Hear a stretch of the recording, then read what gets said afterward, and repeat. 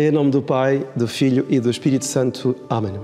Salve Maria, caríssimos irmãos, caríssimos amigos. Estamos uma vez mais juntos para meditar no Evangelho deste que é o último domingo do tempo do Advento. E com este último domingo nós já estamos a um passo do Natal, este ano precisamente a uma semana do Natal, porque este ano o Natal calha, como sabemos, a um domingo. E uma vez que já estamos a meditar propriamente o nascimento do Salvador, retrocedemos o Evangelho de São Mateus para o seu capítulo 1. E neste capítulo 1 vamos ver um dos acontecimentos mais pungentes da Sagrada Escritura, e que é precisamente a provação de um justo. Nós vemos na história da Sagrada Escritura, digamos na história santa, a provação de Abraão, a provação de David pelo pecado que cometeu, enfim, tantas e tantas provas que Deus vai, por graça, vai dando aos justos para que eles se aperfeiçoem, não é? Se aprimorem na prática do bem, da virtude. Ora, nós temos aqui uma coisa dilacerante que é a prova de São José. São José, descendente de David, chamado a ser esposo virginal da Rainha Virgem, Santa Maria, Nossa Senhora, entretanto passa por esta prova terrível. Então, nós vamos aqui ler dentro do Evangelho de São Mateus os esponsais entre José e Nossa Senhora. E precisamente é aqui que nós nos vamos enquadrar no dia de hoje. Começa assim o Evangelho. O nascimento de Jesus deu-se do seguinte modo: Maria, sua mãe, noiva de José, antes de terem vivido em comum, encontrara-se grávida por virtude do Espírito Santo. Então, é curioso porque São Mateus dá-nos este enquadro, assim, digamos, dá-nos, ambienta-nos no que nos quer hoje transmitir com a prova de São José. Diz aqui, Maria, mãe de Jesus, noiva de José, antes de terem vivido em comum. O que é que significa isto aqui? Significa que, segundo o direito matrimonial, digamos, judaico, digamos, as regras, os costumes judaicos, o casamento passava por dois atos. Um podia ser propriamente uns esponsais e outro era propriamente o casamento, enquanto tal, as núpcias, ou seja, a união dos dois esposos. E por isso é que, antes de terem vivido em comum, ou seja, já tinha sido feito um contrato matrimonial. Esse contrato era feito até habitualmente pelos próprios pais, era definido depois aquilo que era dado, o dote da esposa, aquilo que era levado por cada um dos nobentes para dentro da futura casa, como património da futura família, não é? E este contrato, então, era alicerçado, com testemunhas, inclusive, e assinava-se o documento por onde eles já estavam casados. E, inclusivamente, podiam até já viver em conjunto, podiam viver sobre o mesmo teto. Entretanto, eles não tinham ainda começado a fazê-lo, como diz aqui muito claramente, São Mateus. Entretanto, Nossa Senhora encontrara-se grávida por virtude do Espírito Santo. Então, nós aqui localizamos-nos nestes esponsais. Nós vemos que foi feito já o contrato matrimonial, mas ainda não viviam em comum. Não tinha sido feito propriamente o casamento, que era o dia propriamente da festa. Ora, entretanto, nós, se recordarmos nos Evangelhos, Nossa Senhora fica a saber que a sua prima Santa Isabel também estava grávida e vai à montanha. Fica lá vários meses. Santa Isabel, inclusive, apesar de não ver, digamos, não havia nenhuma aparência de que Nossa Senhora estivesse já grávida, também ela já tivesse para conceber o menino Jesus, Santa Isabel proclama a Mãe de Deus, não é? Bendita és tu entre as mulheres. Ou seja, vê-se propriamente que foi o Espírito Santo, porque nada dava a entender que Nossa Senhora também estivesse grávida. Ora, Nossa Senhora vai, fica vários meses, ajuda Santa Isabel no seu parto e mais tarde São José vai ter com ela para voltarem para a sua casa e aí viverem propriamente em conjunto. Quando São José chega à casa de Santa Isabel, depara-se com essa situação. Nossa Senhora está já grávida de vários meses. E São José não diz nada. Santa Isabel também não percebe nada. E Nossa Senhora fica em silêncio. Agora imaginemos o que é essa volta das montanhas, onde vivia Santa Isabel, a prima.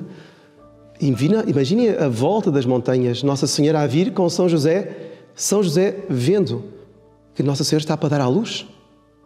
E eles não tinham ainda habitado em comum.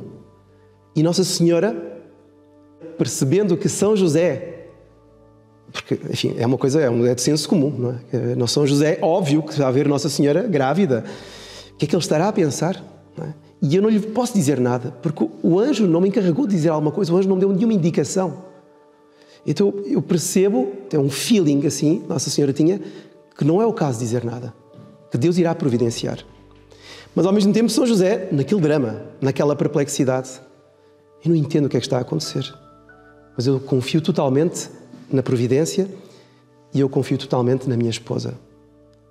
Então chegam a casa, Nossa Senhora a rezar por São José, e São José num drama de uma dilaceração terrível. Talvez uma das maiores provas que aparecem, sobretudo no Novo Testamento. Esta dificuldade, estas dores que, segundo o nosso fundador, Monsenhor João, dizia, este sofrimento de São José, assim, digamos, antecipadamente, já se juntou às dores do Nosso Senhor no Calvário, porque foi uma dor de alma, foi um sangrar de alma de São José terrível, não é? Pavoroso. Ora, nós podíamos pensar assim, bom, São José, como todos os homens, desconfiou, não é? Desconfiou da sua esposa e, enfim, não quis dizer nada. Não. Vejam o que é que vai dizer aqui o anjo. José, filho de David, ou seja, lembra-lhe, é muito bonito porque o anjo, quando vai aparecer depois num sonho, vai dizer, filho de David, ou seja, tu, José, que és descendente de David, recorda-te das promessas feitas aos teus antepassados, as promessas feitas a David, né? As promessas feitas a toda a descendência de que daí nasceria um varão que iria reger as nações, que seria considerado o príncipe da paz. Recorda-te de tudo isso, José. Esta provação irá já passar. Lembra-te de tudo aquilo que sabes sobre esta estirpe real. Então o anjo vai dizer, José, filho de David, não temas receber Maria, tua esposa. É muito bonito porque, vejam que o anjo não diz, José, não desconfies da tua esposa. Não. Não temas receber Maria por tua esposa. Porquê? Porque São José não desconfiava de sua esposa. São José, concebido sem pecado, olhando para Nossa Senhora, com discernimento, vendo a alma de Nossa Senhora. Em primeiro lugar, via a alma de Nossa Senhora e via aquela pureza, aquela virginalidade de Nossa Senhora. Digamos, aquela luz alcandourada que saía de Nossa Senhora. Então, São José dizia, isto não pode ser falso, isto não pode ser mentira. Quer dizer, via toda a delicadeza de Nossa Senhora. Não, há alguma coisa que eu não compreendo, eu não estou à altura, não é? Eu não sou digno. É isto precisamente, aliás, que muitos santos irão dizer, irão explicar acerca desta perplexidade de São José. Ele não se sentia digno. São Tomás vai dizer isso. Quer dizer, ele repudiou, como diz aqui, em segredo Nossa Senhora, porque não se sentia digno. Não é? Ele podia até levá-la a um tribunal, repudiá-la em público. Não. Ele fez o pior para si. Vejam como São José fez o pior para si. Porque ele, repudiando em segredo, Nossa Senhora iria dar à luz e ele seria acusado de um pai que tivesse abandonado o seu próprio filho, abandonado a sua própria esposa. Ele seria realmente a infâmia daquela família e não Nossa Senhora. Quer dizer, vejam como é bonito, porque ele, em vez de acusar Nossa Senhora, né, ele coloca-se numa posição tal que é tão abaixo por não compreender aquele mistério que ele prefere afastar-se para não ultrajar, para não difamar aquela alma virginal que estava, enfim, que tinha sido unida em contrato, não é, matrimonial com ele. E assim, caríssimos irmãos, nós temos com esta liturgia uma grande preparação para o Natal. Nós vemos como São José era tão diferente daquilo que nós somos, não é verdade? São José tinha uma visão completamente sobrenatural dos acontecimentos. São José tinha uma visão sobrenatural da sua esposa. São José tinha uma visão sobrenatural de tudo o que se passava em torno de si. Ele não entendia, mas ele também não desconfiava. Ou seja, São José sabia que Deus guiava os acontecimentos. Ele é que era, digamos ali, o que estava a mais. Ou seja, não é que ele acusava os outros, nós somos tão tendentes a acusar os outros. Somos tão tendentes a desconfiar. Vejam só, por exemplo, aqui na primeira leitura. A primeira leitura são as antípodas do Evangelho de hoje. Naqueles dias, o Senhor mandou ao rei Acaz a seguinte mensagem: pede um sinal ao Senhor teu Deus, quer nas profundezas do abismo, quer lá em cima nas alturas. E Acaz respondeu: não pedirei, não porei o Senhor à prova. Puxa, realmente pedir sinais a Deus, não é muito conveniente andar a pedir por aí sinais a Deus. Pode ser que a pessoa tenha assim uma graça, percebe, não vou pedir um sinal por tal coisa assim. Tá bom. O profeta vai ter com o rei, diz, olha, pede um sinal para Deus. É o profeta que está a falar. eu pedi sinal para Deus, nem não porei Deus à prova. Mas é o profeta que está a dizer. Que desconfiado. Mas que desconfiança absurda. Porque, afinal de contas, se fosse um qualquer a dizer, vamos pedir aqui um sinal a Deus. Não vou pôr o Senhor à prova. Mas é o profeta que vem falar. Então o homem de Deus vem falar, dá-lhe, digamos, uma pista do que deves fazer e tu tomas essa atitude. É uma atitude, vejam só, uma atitude de quem vive do mundo, conhece o mundo e acha que todas as pessoas são assim. Não é? São motivo de desconfiança. E Deus também, por consequência, também é motivo de desconfiança. Eu não posso pôr Deus à prova onde já se viu uma coisa dessas. Ora, nós vemos no Evangelho, São José é precisamente o contrário. São José desconfia de si mesmo. São José não desconfia nem de Deus, não desconfia da sua Santa Senhora. E nós vemos então, porquê que ele não desconfia? Porque, diz aqui o evangelista, ele é justo. Ou seja, ele tem uma visão, procura ter uma visão sobrenatural, tem uma visão sobrenatural dos acontecimentos, mas ao mesmo tempo, ele procura deixar-se guiar pelo Espírito Santo. Não tomar atitudes precipitadas, não dizer ideias vãs, palavras vácuas assim, palavras precipitadas. Não, ele procura, eu não entendo, vamos dar um tempo e Deus irá resolver este imbróglio todo. Então, nesse sentido, caríssimos irmãos, à medida que nos aproximamos do Natal, nós devemos fazer aqui um exame de consciência. Quais são os meus modelos? É São José ou é o rei Acaz, que desconfia de Deus? E com o rei Acaz nós podemos acrescentar muita gente que nós conhecemos na família, no trabalho, muitos amigos, desconfiam. Quando acontece alguma coisa, quem é sempre o culpado? É sempre aquele. Quando dá-se algum acontecimento, quantos juízos temerários não se dão? Quantos maus pensamentos nós não elaboramos? Quantas conclusões erradas nós não fazemos? Porquê? Porque nós desconfiamos. Mal acontece alguma coisa, nós imediatamente desconfiamos sem pressuposto algum. E acontecem desgraças entre amigos, entre os casais, imagina nas famílias, tantas coisas, tantas confusões que se dão às vezes por nada. É um fogo fato. Entretanto, o demónio conseguiu meter ali a desconfiança e fazer com que os dois não se entendessem mais. Um desconfia do outro, não diz nada para o outro.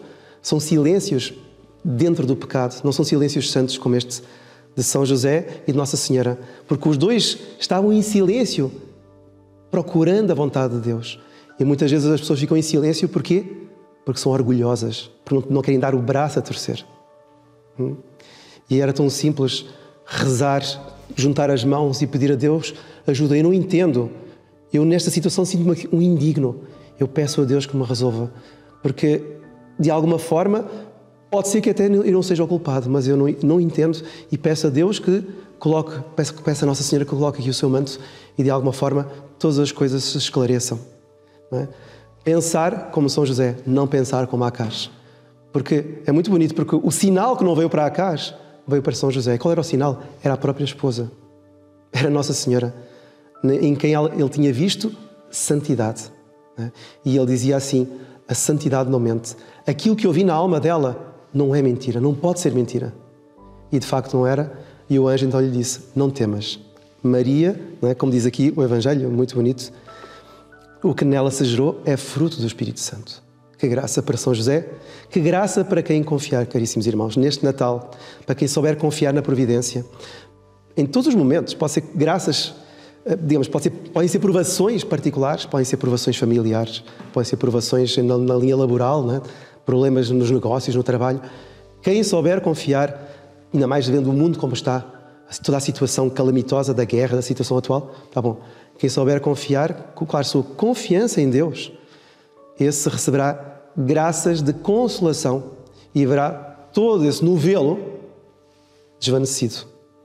Quem não souber confiar, viverá sempre em rodeios com a graça de Deus misturada com o pecado. Ou seja, viverá sempre nesse lusco-fusco da confiança, desconfiança e, enfim, se terá uma vida horrorosa. Vamos pedir a Nossa Senhora, vamos pedir a São José, que hoje dá-nos este exemplo extraordinário de confiança em Deus, para que nos ajudem a ultrapassar as dificuldades do tempo presente e assim entrarmos com alma grande, confiante, nestas grandezas do nascimento do Salvador. Que a bênção de Deus Todo-Poderoso, Pai, Filho e Espírito Santo, desça sobre vós e permaneça para sempre. Amém. Louvado seja nosso Senhor Jesus Cristo.